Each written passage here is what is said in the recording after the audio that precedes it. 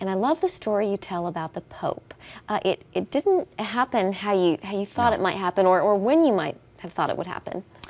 So the president's flying. We're on this multi-nation first trip. One of the stops is the Vatican, and there is this assumption by the press corps that Sean's got to go because he's a Catholic. And the manifest comes out a couple days before, and the Vatican had wanted it to be very small. And I think there were 5 total people that went, and I wasn't on the list. That was it, right? But the media started to do this drumbeat that I'd been slighted, I wasn't supposed to go in, and so I knew it the night before. You know, this is the President of the United States. His travels are fairly well organized, and we have briefing papers, et cetera. So I looked over at Dan Scavino, who was one of the president's longtime aides. I'd been with him in the private sector and handles his social media. I said, Dan, you're going to the meeting. My mom was hoping to get a rosary bead, so when we were in Israel, in Jerusalem, I had bought some rosary beads there. And would you do me a favor? I have a handful of them for other people that had sort of asked me to pick them up. And I thought, how neat would it be to bring them into the room with the Pope and have them blessed? Would you take them for me? So Dan says, sure. He puts them in a bag and he walks into the audience with the Pope, thinking that the Pope would just bless everything in the room. One of the Monsignors looks over and says, what are those? He takes them out. They say, well, let's put them on a tray.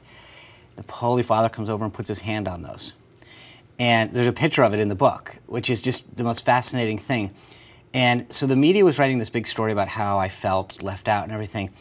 And then within a couple days, I was invited to a meeting in Rome where we would get an opportunity to meet the Holy Father. And I said, you know, can I bring my wife? And they said, sure. I said, can I bring my kids? They said, sure.